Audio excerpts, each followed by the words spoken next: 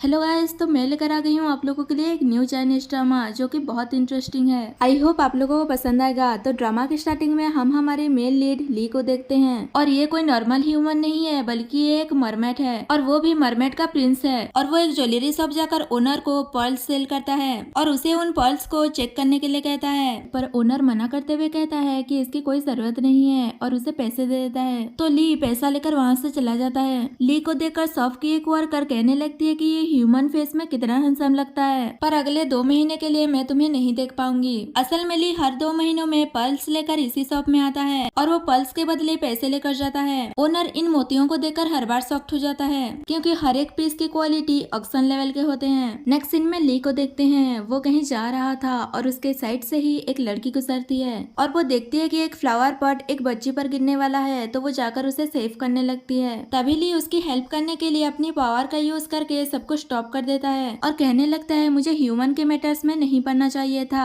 पर मैं अपनी हैबिट को ब्रेक नहीं कर पा रहा हूँ, कहकर फ्लावर पॉट को दूसरे साइड फेंक कर वहाँ से चला जाता है। और वो लड़की उस बच्ची को सही सलामत देखकर उसे प्ले करने के लिए भेज देती है। और यही लड़की हमारी ड्रामा की फीमेल लीड सॉन्ग है और इसकी एक मेकअप प्रोडक्ट्स की कंपनी है। वो अपनी सेक्रेटरी से वर्क रिलेटेड बात कर रही थी और वो कहती है कि मैं 5 मिनट्स में कंपनी आ रही हूँ। तो ये बात सेक्रेटरी सभी एम्प्लॉइज को इन्फॉर्म कर देती है। तो सब लोग अपना अपना वर्क करने लगते हैं और चीजें वगैरह सेट करने लगते हैं क्योंकि सॉन्ग बहुत ही स्ट्रिक्ट है और उसे सारी चीजें परफेक्टली अरेंज चाहिए, इसलिए सब लोग उसे डरते हैं। थोड़ी देर बाद सॉन्ग कंपनी में आती है और वो आते ही देखती है कि एक पोस्टर सही से नहीं लगा है, तो वो उसे सही करते हुए कहती है कि 0.5 mm हायर होगा तो बेटर दिखेगा। तो आप समझ सकते हो कि वो कितनी परफेक्ट है। तभी एक एम्प्लॉय आकर उसे अपना वर्क दिखाती है, तो वो उस पर गुस्सा करती है कि तुम्हारे फॉर्मेट ही सही नहीं है, तो मैं तुम्हारे डाटा पर कैसे ट्रस्ट करूँ। हमारी रिसर्च और डेवलपमेंट डाटा में कोई गड़बड़ी नहीं होना चाहिए। तो एम्प्लॉय माफी मांगते हुए कहती है कि मैं इसे फिर से करूंगी, कहकर जाने लगती है। तभी सॉन्ग रोककर पूछती है कि क्या तुमने अपना मेकअप उतार दिया। एम्प्लॉय बताती है कि कल रात वो अपने फ्रेंड के घर रुक गई थी, इसलिए वो आते वक्त आज मेकअप सेट करना भूल गई। तो वो अपने ही कंपनी की मेकअप सेटिंग स्प्रे देकर कहती है इसे यूज करना, तो तुम्हें वर्क के टाइम पर मेकअप करने की जरूरत नहीं पड़ेगा। तो वो थैंक यू कहकर वहाँ से चली जाती है। तभी सेक्रेटरी बताती है असिस्टेंट पोस्ट के लिए कैंडिडेट्स आए हैं, आपको इंटरव्यू लेना था। नेक्स्ट सीन में सॉन्ग एक लड़के का इंटरव्यू ले रही थी और उसे क्वेश्चन वगैरह पूछती है कि हम प्रोडक्ट्स को अपग्रेड कैसे करेंगे। तो वो कहता है अपग्रेड करने की जरूरत क्या है, हम ओल्ड प्रोडक्ट को न्यू पैकेजिंग देकर सेल कर देंगे।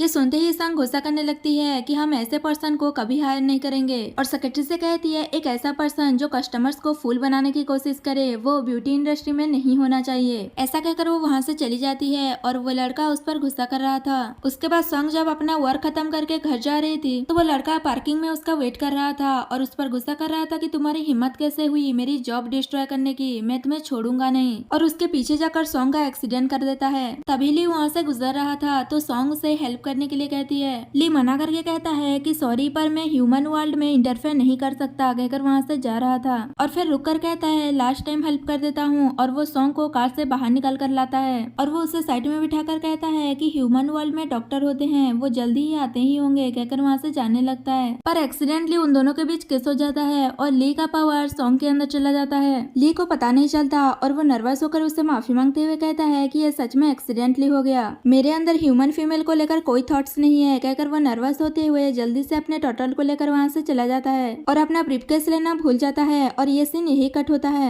नेक्स्ट सीन में सॉन्ग को हम हॉस्पिटल में देखते हैं और उसके साथ उसकी सेक्रेटरी भी थी। सॉन्ग पूछती है कि मैं कहाँ हूँ, तो वो बताती है कि आप हॉस्पिटल में हो और डोंट वरी, जिसने ये सब कुछ किया था वो पकड़ा गया। ये एक्सीडेंट बहुत ही सीरियस था पर आपको कोई भी सीरियस इंजरी नहीं आई, ये तो मिरेकल है। तो सॉन्ग याद करने लगती है कि उसे किसी ने सेव किया था और वो सेक्रेटरी से पूछती है कि क्या तुम्हें पता है कि कौन मुझे हॉस्पिटल लेकर आया है। सेक्रेटरी बताती है हॉस्पिटल वालों ने बताया था कि आपने खुद हॉस्पिटल को कॉल किया था और जब मैं यहाँ पर आई तो आप हॉस्पिटल में अकेली थी। और वो उसके लिए पानी लेने चली जाती है। सॉन्ग सोचती है क्या मैं ब्लाइंड हो गई थी। तभी वो ली के ब्रीफकेस को देखती है। नेक्स्ट सीन में हम ली को एक कैफे में देखते हैं जहाँ उसका टोटल भी खाना खा रहा था। उसके बाद उसे कहता है कि अब टाइम आ गया है सी में वापस जाने का, कहकर उसे उसके पॉट में डाल देता है और वो वेटर को बिल मांगता है तो वो उसे 688 युआन पे करने के लिए कहता है। ली जैसे ही पे करने वाला था तभी वो नोटिस करता है कि उसके पास उसका ब्रीफकेस नहीं है और सोचता है कि मेरे पास मेरा टीयर्स तो है और वो वेटर से ओनियन लाने के लिए कहता है और फिर कहता है कि रहने दो, इसकी कोई जरूरत नहीं है। और वो खुद को हट करके अपना टीयर्स कप में डालकर वेटर को देते हुए कहता है कि ये लो पर्ल्स, ये बहुत ही प्राइसलेस है, इसे पैसे के बदले एक्सचेंज कर लो, कहकर वहाँ से जाने लगता है। वेटर कहता है क्या तुम मुझसे मजाक कर रहे हो। ली कप को देखकर बहुत सॉफ्ट हो जाता है क्योंकि उसका टीयर मोती में कन्वर्ट हो जाता है, पर इस बार ऐसा नहीं हुआ था। और फिर वो टेलीपोर्ट होने के लिए अपनी पावर का यूज करता है, पर वो भी काम नहीं करता। तो ली सॉफ्ट हो जाता है और वो और 2-3 बार अपनी पावर का यूज करने की कोशिश करता है, फिर भी कुछ नहीं होता। और उसे ऐसा करते हुए देख वेटर हंसने लगता है। ली कहने लगता है ये कैसे हो सकता है, मैं बहुत बड़ा मरमेड हूँ, मैंने सच में अपनी पावर्स खो दी, वो भी बहुत सालों के लिए। मैं हर 2 महीनों में एक बार लैंड पर मोती सेल करने के लिए आता हूँ और उसी पैसों से मैं अर्थ पर एक दिन के लिए डे ऑफ कर लेता हूँ। कभी कोई मिस्टेक नहीं हुआ, तो फिर इस बार ऐसा क्या हुआ? पर वेटर उसे अपनी एक्टिंग बंद करने को कहकर पैसा मांगता है। तो ली के पास और कोई रास्ता नहीं था, तो वो उसे डिस्ट्रैक्ट करके वहाँ से जल्दी से भाग जाता है और वो वेटर भी उसके पीछे दौड़ाने लगता है। नेक्स्ट सीन में सॉन्ग कहीं जा रही थी और वो सोच रही थी कि ऐसा असिस्टेंट कहाँ मिलेगा जो प्रोडक्ट्स को समझेगा और ब्रांड के एटीट्यूड को भी। तभी ली वेटर से भागते हुए सॉन्ग से टकरा जाता है और वो सॉन्ग को देखकर पहचान जाता है, पर सॉन्ग उस पर गुस्सा करने लगती है कि तुम रोड पर देख कर नहीं चल सकते, और वो अपनी पेपर्स वगैरह उठाने लगती है। तभी ली का टोटल उसे बताता है कि तुम्हारी पावर्स इसके अंदर है, तो वो उसकी हेल्प करने के बहाने उसका हाथ पकड़ लेता है और तभी वो वेटर आ जाता है और उस पर एक बोतल फेंकता है। तभी ली सॉन्ग का हाथ पकड़कर अपनी पावर का यूज करता है, तो वो काम कर जाता है। तो वो समझ जाता है कि इसका हाथ होल्ड करके मैं अपनी पावर का यूज कर सकता हूँ। और फिर वेटर ली से पैसे मांगते हुए आ रहा था और वो सॉन्ग के पेपर पर पैर रखने वाला था, तो वो उसे वहीं पर खड़े रहने को कहकर ली की तरफ से वो उसे पैसे दे देती है। और फिर ली उससे बात करने की कोशिश करता है, पर सॉन्ग को किसी का कॉल आता है और वो बात करते हुए वहाँ से चली जाती है। उसके बाद वो अपने टोटल को ले रहा था, तभी उसे पता चलता है कि सॉन्ग की कंपनी में असिस्टेंट की जरूरत है और वो टोटल से पूछता है कि मुझे अपनी पावर्स वापस लेने के लिए क्या करना होगा। तो वो उसे बताता है कि उसे किस करना होगा। तभी ली याद करता है कि उसकी पावर सॉन्ग के अंदर कैसे गया था और वो कहता है मुझे समझ आ गया है, मैं कोई वे ढूंढ लूंगा उसे किस करने का, कहकर वहाँ से जाने लगता है। उसके बाद वो सॉन्ग की कंपनी में असिस्टेंट के लिए इंटरव्यू देने चला जाता है और वो अपनी इंटरव्यू का वेट कर रहा था। तभी उसकी नजर फीस पर पड़ता है, तो वो जल्दी से उनके पास जाकर उनसे बातें वगैरह करने लगता है कि क्या तुम मेरी इंटरव्यू में हेल्प कर सकते हो। असल में वो मरमेड है, इसलिए वो फीस वगैरह से बात कर पा रहा है। तो फीस कहने लगते हैं कि हम तुम्हारी मदद तभी करेंगे जब तुम सी में वापस जाओगे, तो तुम्हें हमें भी वापस लेकर जाना होगा। पर ली कहता है मेरे पास मेरे पावर्स नहीं है, तो मैं अभी सी वापस नहीं जा सकता। तो फिश कहने लगते हैं हमें कुछ नहीं पता, अगर तुम चाहते हो कि हम तुम्हारी हेल्प करें तो तुम्हें ये करना ही होगा। तो वो उन्हें प्रॉमिस करता है और उन्हें ले जाकर टेबल पर रख देता है। तभी संग वहाँ पर इंटरव्यू लेने के लिए आती है और वो उसे देखकर कहती है ये तुम हो। ली उसे कहता है तो तुम मिस सॉन्ग हो, और वो थोड़ी देर पहले के लिए उसे थैंक यू कहता है और कहता है लगता है कि हम डेस्टिनेट हैं। पर वो इंटरव्यू के लिए उसे बैठने के लिए कहती है और फिर संग इंटरव्यू में जो भी क्वेश्चन वगैरह पूछती है उसका आंसर फिश ली को बता रहा था और ली एग्जैक्टली वही बोल रहा था। और वो मेकअप प्रोडक्ट्स के बारे में भी अच्छे से डिटेल देता है, जिससे संग उसके सारे आंसर से सेटिस्फाई हो जाती है और उसे पूछते हैं कि तुम जॉब पर कब से आने वाले हो। वो तो पहले से ही रेडी बैठा था, तो वो बोलता है कभी भी ज्वाइन कर सकता हूँ, अभी से ही कर लेता हूँ। और फिर संग वहाँ से चली जाती है। तो सेक्रेटरी कहती है मैं तुम्हारे लिए कॉन्ट्रैक्ट प्रिपेयर कर देती हूँ, कहकर वो भी चली जाती है। और फिर ली फिश को थैंक यू कहता है उसकी हेल्प करने के लिए और फिर सोचता है कि मैं उस वुमेन के क्लोज जाकर उसे किस कर लूंगा तो कोई प्रॉब्लम नहीं होगा। उसके बाद वो सॉन्ग के साथ लिफ्ट में जा रहा था और वो सॉन्ग को आज की शेड्यूल बता रहा था। तभी सडनली लिफ्ट खराब हो जाता है। तभी ली को लगता है कि यही सही मौका है और वो सॉन्ग को किस कर लेता है। तभी सॉन्ग उसे थप्पड़ मार देता है और लिफ्ट भी ठीक हो जाता है। तो ली सॉन्ग से माफी मांगता है कि ये एक्सीडेंटली हो गया, मैंने जानबूझकर नहीं किया। और फिर सॉन्ग गुस्सा होकर वहाँ से चली जाती है और बेचारा ली थप्पड़ खाने के बाद सोच रहा था कि मैंने ऐसा क्यों किया, वैसे भी मेरे पावर्स मेरे बॉडी में वापस नहीं आया। नेक्स्ट सीन में वो फिश और टोटल के पास बैठा था। फिश कहता है तुम्हारे अंदर कोई ह्यूमैनिटी है कि नहीं, तुमने ऐसे ही सीक्रेटली उस इवेल वुमेन को किस कर दिया। ली कहता है किस टाइप का ह्यूमैनिटी, मैं भी तो एक फिश ही हूँ। और कहने लगता है कि मुझे सी में वापस जाना है। और वो टोटल से कहता है कि तुम्हारा मेथड तो रिलायबल नहीं है। टोटल कहता है ट्रू लेवल किस चाहिए। तो ली कहता है मुझे उस वुमेन को खुद से प्यार करवाना होगा और वो फिश से हेल्प करने के लिए कहता है। तो वो कहता है वो इवेल वुमेन तुमसे प्यार करेगी, इससे बेटर यही होगा कि तुम गिव अप कर लो। उसने कुछ ही टाइम पहले ही अपने एक्स बॉयफ्रेंड से ब्रेकअप किया है। उसकी लाइफ में उसकी करियर ही सबसे इम्पोर्टेंट है और कुछ नहीं, और वो हार्टलेस भी है। तो ली कहता है मैं बिलीव नहीं करता, मैं कोई ना कोई रास्ता ढूंढ लूंगा जिससे वो मेरे प्यार में पड़ जाएगी। आखिरकार मैं मरमेड प्रिंस हूँ, कहकर हंसने लगता है। नेक्स्ट सीन में मीटिंग हो रहा था और संग प्रोडक्ट्स को अपग्रेड करने के बारे में प्रेजेंटेशन दे रही थी और वो कैसे करना है मेथड वगैरह बता रही थी। तो एक एम्प्लॉय कहता है ऐसे में तो हमें बहुत सारे टेक्निकल चैलेंजेस मिलेंगे और बजट भी बहुत एक्सपेंसिव हो रहा है। सॉन्ग कहती है हमें फर्स्ट क्वालिटी रिक्वायरमेंट को देखना चाहिए और यूजर के एक्सपीरियंस हमारे लिए इम्पोर्टेंट होना चाहिए। और पूछती है कि क्या सब लोग समझ गए, तो वो लोग हाँ कहते हैं। और फिर सॉन्ग बताती है कि हमारे पास टाइम बहुत कम है, हमें जल्द से जल्द हमारी न्यू प्रोडक्ट्स मार्केट में लाना होगा। पर ली का पूरे मीटिंग में कोई ध्यान ही नहीं था और वो टोटल की कही हुई हुई बात याद करता है कि अगर वो 3 महीने के अंदर अपनी पावर वापस नहीं ला पाया तो वो बबल में कन्वर्ट हो जाएगा। और फिर वो सबके सामने लाउडली कहता है कि ऐसा नहीं हो सकता, टाइम की बहुत शॉर्टेज है। तो सब लोग उसे ही देखने लगते हैं। तो वो अपनी बात को कवर करने के लिए कहता है कि हमें मिस सॉन्ग की कमांड्स मानना चाहिए, और वो हार्डवर्क करने के लिए सबको जबरदस्ती मोटिवेट कर रहा था।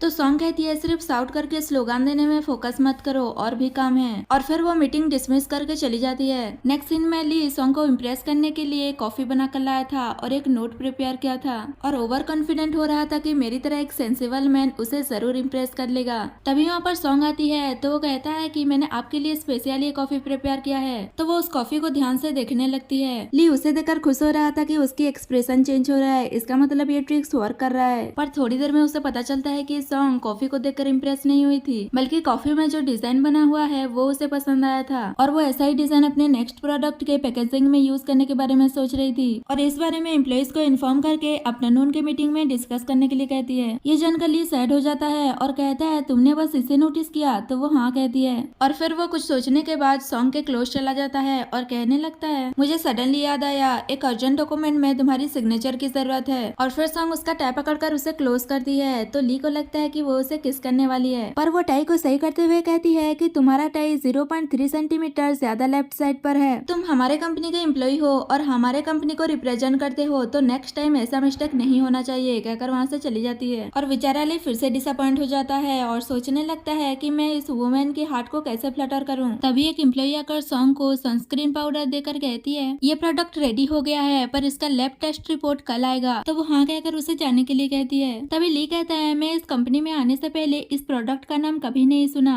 और पूछता है कि इसका काम क्या है। तो वो कहती है ये पाउडर सन से प्रोटेक्ट करेगा। ली कहता है पाउडर को मेकअप सेट करने के लिए यूज किया जाता है, मुझे नहीं लगता कि ये इतना अच्छा होगा, और उसे शर्त लगाने के लिए कहता है कि ये इतना अच्छा नहीं होगा। सॉन्ग कहती है ये तो वैसे ही पता चल जाएगा, कल इसका लैब टेस्ट रिपोर्ट आने वाला है। तो ली कहता है लगता है तुम डर गए इसलिए मुझसे शर्त नहीं लगा रही हो। तो वो मान जाती है और कहती है मैं अपने प्रोडक्ट पर 100% कॉन्फिडेंट हूँ। नेक्स्ट सीन में दोनों को पूल के पास देखते हैं जहाँ सनलाइट आ रहा था, क्योंकि यहाँ वो अपने प्रोडक्ट को टेस्ट करेंगे। असल में ली ये सब कुछ इसलिए कर रहा था ताकि वो अपनी बॉडी से सॉन्ग को इम्प्रेस कर सके, और वो उसे अपने एप्स वगैरह दिखाने लगता है। पर सॉन्ग इम्प्रेस होने के बजाय यहाँ भी मेजरमेंट करने लगती है कि तुम्हारा left side app right side से थोड़ा हायर है, और ये सब सुन सुनकर ली इरिटेट हो रहा था। तभी सॉन्ग पूछती है कि बताओ कैसे टेस्ट करना है। ली कहता है उसके बैक पर वन साइड सनस्क्रीन लगाना है और दूसरे साइड पाउडर लगाना है। तो सॉन्ग ऐसा ही करती है। जब वो सनस्क्रीन लगा रही थी तो ली नर्वस हो रहा था और सोचता है कि मैं ऐसा फील क्यों कर रहा हूँ, और ये वुमेन कोई रिएक्ट ही नहीं कर रही है, और वो इधर उधर हिल रहा था। तो सॉन्ग उसे ऐसे ही लेटे रहने के लिए कहती है और कहती है तुम्हारा मेथड बहुत ही सिंपल है, पर मैं इसके लिए वेट करूंगी। और फिर थोड़ी देर बाद सॉन्ग उन दोनों प्रोडक्ट्स को रिमूव करती है और ये प्रूफ हो जाता है कि उसका पाउडर इफेक्टिव है। उसके बाद सॉन्ग वहाँ से जा रही थी तो ली उसे रोकता है और सोचता है कि अपनी आंखें खोलकर मुझे एक बार अच्छे से देखो। तो वो कहती है ये तुम क्या कर रहे हो। तो ली उसे रोकने के लिए बहाने बनाने लगता है और उसके प्रोडक्ट के बारे में बात करता है। और फिर सॉन्ग प्रोडक्ट के बारे में बताने लगती है कि ये प्रोडक्ट सन से बहुत देर तक प्रोटेक्ट करेगा, कहकर उसे उसका शर्ट देकर वहाँ से चली जाती है। तो बेचारा ली सोचने लगता है मैंने शायद फील कर लिया, पर वो वुमेन तो कोई रिएक्ट ही नहीं की, और कहता है मैं गिव अप नहीं करूंगा और उसके साथ रहने का कोई रास्ता ढूंढूंगा। उसके बाद नाइट का सीन देखते हैं। ली अपने टोटल से बात कर रहा था कि अगर मैं होमलेस होने का प्रिटेंड करूंगा तो क्या सॉन्ग मुझे अपने घर ले जाएगी। तो वो उसे ट्राई करने के लिए कहता है। तभी सॉन्ग आ रही थी तो ली जल्दी से एक्टिंग करने लगता है कि मुझे बहुत ठंड लग रहा है। तो सॉन्ग पूछती है तुम ये क्या कर रहे हो। ली कहता है तुम यहाँ क्या कर रही हो, मैं तो यहाँ सोता हूँ। सॉन्ग पूछती है तुम कंपनी के बाहर सोते हो। तो वो एक्टिंग करने लगता है कि मेरे डैड गैम्बलिंग करते हैं और मेरी मॉम सिक है, मेरी सिस्टर स्कूल जाती है और मुझ पर बहुत डेप्थ है, मुझे अभी ही जॉब मिला है तो मेरे पास इतना पैसा नहीं है कि मैं एक हाउस रेंट पर ले सकूं। सॉन्ग सोचती है मेरे एक्स बॉयफ्रेंड फू हमेशा मेरे घर पर आकर पैचअप करने के लिए परेशान करता रहता है, ये अच्छा हुआ कि उसे बचने के लिए मैं ली को अपने साथ रख लूं। और ली से कहती है अगर तुम चाहो तो मेरे फुल टाइम असिस्टेंट बन सकते हो, तुम्हें मेरा हर चीज का ध्यान रखना होगा, मेरे घर का, मेरे खाने पीने का, सब कुछ। मैं तुम्हें डबल सैलरी दूंगी और अगर तुम्हें मुझे लेकर कोई और थॉट्स हैं तो मैं तुम्हें तभी निकाल दूंगी। ली कहता है मैं ऐसे कैसे कर सकता हूँ, और वो ओवर एक्टिंग करने लगता है कि तुम बहुत अच्छी हो, मैं तुम्हारा अच्छे से केयर करूंगा। तो वो उसे अपने साथ घर आने के लिए कहती है। ली बहुत खुश हो जाता है और वो टोटल को लेकर उसके पीछे चला जाता है। नेक्स्ट सीन में वो दोनों घर पहुंच गए थे तो सॉन्ग कहती है मेरा लाइफ असिस्टेंट बनना इतना भी सिंपल नहीं है, और वो उसे रूल्स पढ़ने के लिए देती है और उसे फॉलो करने के लिए कहती है। तो वो रूल्स देखने लगता है पर वो तो खत्म ही नहीं हो रहा था और वो शॉक्ड होकर कहता है 168 पेजेस। सॉन्ग पूछती है क्या ये तुम कर सकते हो? ली कहता है ऑफ कोर्स कर सकता हूँ। और फिर संग डिनर बनाने के लिए कहती है और डिनर में सी फूड कुक करने के लिए कहती है। टोटल ली को सजेस्ट करने लगता है कि एक वुमेन की हार्ट को कैप्चर करने के लिए उसके स्टोमक से स्टार्ट करो। तो ली सॉन्ग से कहता है नो प्रॉब्लम, मैं कुकिंग में बहुत अच्छा हूँ। नेक्स्ट सीन में वो क्रैब्स को कुक करने वाला था और वो जैसे ही एक उठाता है तो वो उसे छोड़ देने की रिक्वेस्ट करने लगता है। तो वो उसे छोड़कर बाकियों को कुक करने वाला था, पर वो लोग भी रिक्वेस्ट करने लगते हैं कि हमें भी छोड़ दो। ली मान जाता है और कहता है मैं ऐसा प्रिटेंड करूंगा कि मैं देख ही नहीं रहा और तुम लोग यहाँ से चले जाना। ऐसा कहकर वो अपनी आंखें क्लोज कर लेता है, पर तभी सॉन्ग आकर उन्हें कुक कर देती है और कहती है सी फूड को डायरेक्ट स्टीम में कुक करना चाहिए। ली ये देखकर रोने लगता है तो वो पूछती है क्या हुआ, तुम रो क्यों रहे हो? ली कहता है कुछ नहीं, ऐसे ही। तभी डोर नॉक होता है तो सॉन्ग डोर ओपन करने चली जाती है। तो ली क्रेब से माफी मांगने लगता है कि ब्रोस मुझ पर गुस्सा मत करना। सॉन्ग जैसे ही डोर ओपन करती है तो वो कोई और नहीं बल्कि उसका एक्स बॉयफ्रेंड फू होता है और वो बुके लेकर आया था। तो सॉन्ग कहती है हमारा ब्रेकअप हो चुका है। फू कहता है मुझे पता है मैं गलत था, मुझे तुम्हें अपने लिए तुम्हारे करियर को छोड़ने के लिए नहीं कहना चाहिए था, पर तुम मेरे बारे में भी तो सोचो। हमारी फैमिली में 8 जनरेशन के बाद मैं लड़का हुआ हूँ, मेरा भी तो कुछ इम्पोर्टेंस है। जब तक तुम मैरिज नहीं कर लेती तब तक ये कर लो, उसके बाद तुम्हें भी तो टाइम चाहिए होगा बच्चों को संभालने का, उनकी केयर करने का। तो सॉन्ग उसे चुप कराते हुए कहती है अगर तुमने कुछ और बोला तो मैं तुम्हें घर से बाहर निकाल दूंगी। फू कहता है ठीक है मैं कुछ नहीं बोलूंगा और उसे फिर से पेचअप करने के लिए कहता है। तो सॉन्ग मना करते हुए कहती है मैं पीछे मुड़कर नहीं देखती, मैं तुम्हें 3 सेकंड दे रहा हूँ, मेरे घर से चले जाओ। फू कहता है तुम गुस्सा क्यों कर रही हो, मैं सिंसियरली अपोलॉजी कर रहा हूँ, तुम मुझसे क्या करवाना चाहती हो? और उसे फिर से मनाने की कोशिश कर रहा था। यह सब देखकर ली सोचने लगता है अगर इन दोनों के बीच पैचअप हो गया तो मैं अपनी पावर वापस कैसे लूंगा। और सॉन्ग को प्यार से कहने लगता है कि मैंने खुद तुम्हारे लिए सी फूड प्रिपेयर किया है। ये सुनते ही फू सॉन्ग से पूछने लगता है कि इस सब का मतलब क्या है? हमारा ब्रेकअप कुछ ही दिन पहले हुआ है और तुम मेरे पीठ पीछे किसी मैन को राइज कर रही हो। तो ली सॉन्ग का हाथ पकड़कर कहता है मैं मिस सॉन्ग के साथ उनके घर पर रहता हूँ, मैं बस उनकी लाइफ को अच्छे से केयर करता हूँ। तो वो कहता है सॉन्ग मेरी है, वो मेरी वुमेन है, मैं उसका अच्छे से केयर कर सकता हूँ। सॉन्ग कहती है हमारा ब्रेकअप हो चुका है, तुम जाओ और अपनी लिटिल ब्यूटी को ढूंढ लो। फू कहता है तुम अभी भी उससे जलीस क्यों होती हो?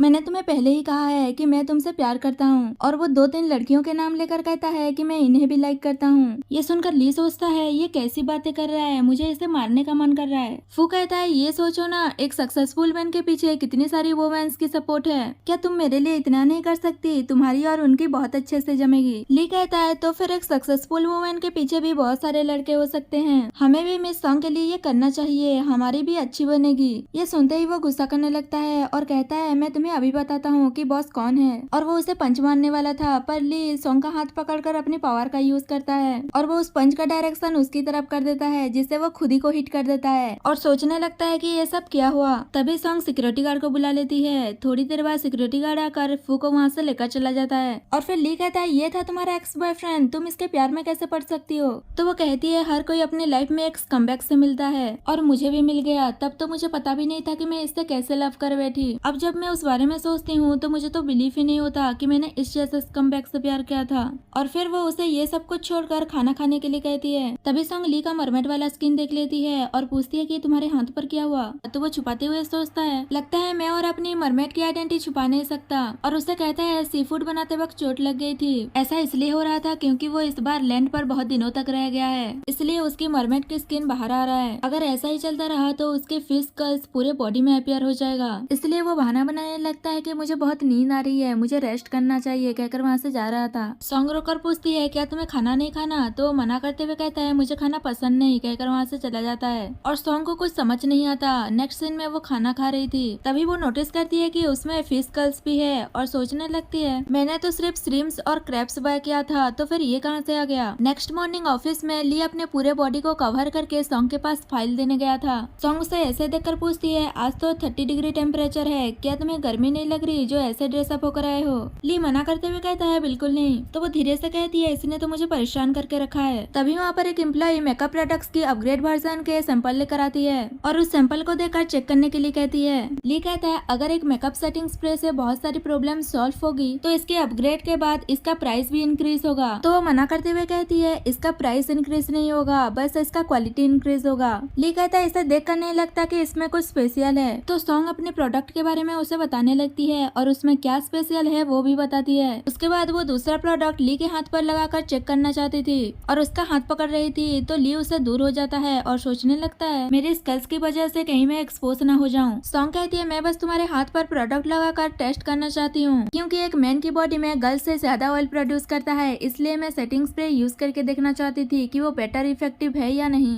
तो वो कहता है अगर ऐसी बात है तो तुम मेरे हाथ पर टेस्ट क्यों कर रही हो, मेरे फेस पर कर लो। और अपना फेस दिखा रहा था तो सॉन्ग उसे ले जाकर सोफे पर गिरा देती है और उसके पास बैठती है। तो वो कहता है ये तुम क्या कर रही हो। वो कहती है टेस्ट कर रही हूँ और क्या करूंगी। और फिर वो उसके दोनों चिक्स पर लिपस्टिक से मार्क करके टेस्ट करने लगती है। और इन सारी प्रोसेस में ली सॉन्ग को अपने इतने क्लोज देखकर नर्वस हो रहा था। सॉन्ग अपना टेस्ट खत्म करके वहाँ से जाने लगती है, पर ली उसे रोककर अपने क्लोज कर लेता है और सोचता है कि मैं एक ह्यूमन फीमेल की तरफ क्यों अट्रैक्ट हो रहा हूँ। ये सब मेरी बॉडी में जो पावर की कमी है जरूर उसकी वजह से हो रहा होगा। और उसे किस करने की कोशिश करता है, पर सॉन्ग कहती है ये तुम क्या कर रहे हो, क्या तुम फिर से पिटना चाहते हो। तो वो उसे छोड़ देता है और बहाने बनाने लगता है कि तुम्हारे हाथ पर जो लिपस्टिक का मार्क है मैं तो बस उसे देख रहा था। सॉन्ग कहती है तो देख लिया। वो कहता है बहुत अच्छे से, और वो उसके प्रोडक्ट की तारीफ वगैरह करने लगता है। तो सॉन्ग कहती है तो फिर तुम मेरा हाथ क्यों नहीं छोड़ रहे हो। और फिर ली उससे दूर हो जाता है और वो वहाँ रखे दो प्रोडक्ट को उठा लेता है, एक व्हाइट और एक ब्लैक, और सॉन्ग से पूछता है कि इन दोनों में डिफरेंस क्या है। तो सॉन्ग उसे उन दोनों प्रोडक्ट्स के बारे में बताने लगती है और उसमें क्या डिफरेंस है वो भी बताती है। ये सब सुनने के बाद ली सोचता है ये सेटिंग स्प्रे इतना इफेक्टिव है, हो सकता है कि मेरे स्किन के लिए भी अच्छा हो। और वो ब्लैक वाला लेकर अपने हाथ पर ट्राई करने लगता है। वो जैसे ही उसे यूज करता है उसके स्कल डिसअपेयर हो जाता है। ये देखकर खुश हो जाता है और सोचने लगता है लैंड पर रहने से मेरी स्किन जो ड्राई हो रही थी वो भी स्मूथ हो गया है। ये सब सोचकर स्माइल कर रहा था। तो सॉन्ग पूछती है ये तुम क्या कर रहे हो। ली कहता है तुम्हारा प्रोडक्ट बहुत अच्छा है, क्या तुम मुझे कुछ और बोतल दे सकती हो।